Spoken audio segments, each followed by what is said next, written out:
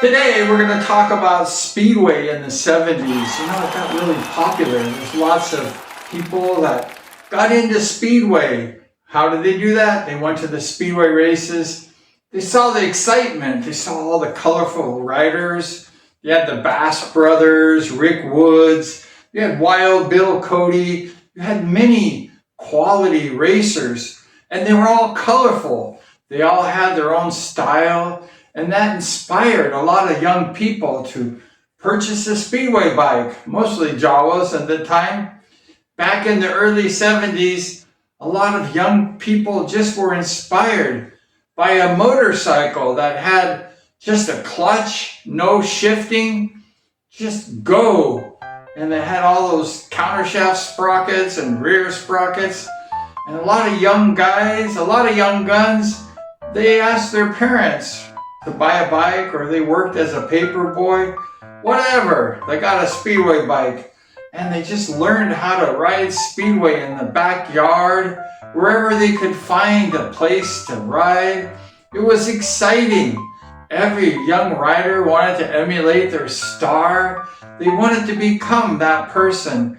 And how did they do that? They got on a Speedway bike and start practicing.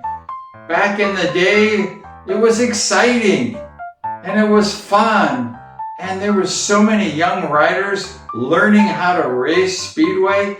And if you went to the Costa Mesa Speedway back then, there was a line waiting for the young new riders of 2 months to get on the program, and that was a weekly program. So there was lots of free time, because if you didn't transfer or you didn't win, you go in the back of the line and you wait 2 more months for your next opportunity. So a lot of young riders, including myself, we went ahead and worked hard to practice because we wanted to race. We didn't want to be in the back of the line anymore. So that's why the excitement of buying that Speedway bike and learning how to ride, and just the excitement of everything, wanting to go out there on a Friday night in front of our high school friends and show them what we got. And maybe we would crash and maybe people would be like, woo, but it was fun. We didn't care. And I raced with no gloves. I just had a good time. And a lot of young racers like Kenny Longren in this video, he just was learning how to ride. His papa was helping him, pitting for him. And it was just fun, exciting times. It was raw times. They burned that castor oil and that smell would fill the air, and everyone dreamed of just racing in front of 10,000 people screaming and trying to make a name for themselves. It was very difficult because there were so many good riders, but everybody had to learn somewhere. And a lot of us just learned in the backyard, wherever we could find a place to ride Speedway. And that's what this video is about. It's just how young people were inspired by, let's say, the On Any Sunday movie and going to Speedway. Motorcycles at that time was a craze. And many young people, they wanted to buy a Speedway bike. They wanted to learn how to become like their idols on 2 wheels.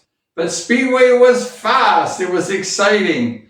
And also, it's a difficult sport to learn. You have to practice, you have to have lessons, and really focus on how to become a good Speedway rider. It's not so easy because we're so used to riding the normal motorcycles with the clutches and the gears and stuff. But Speedway is a whole nother animal.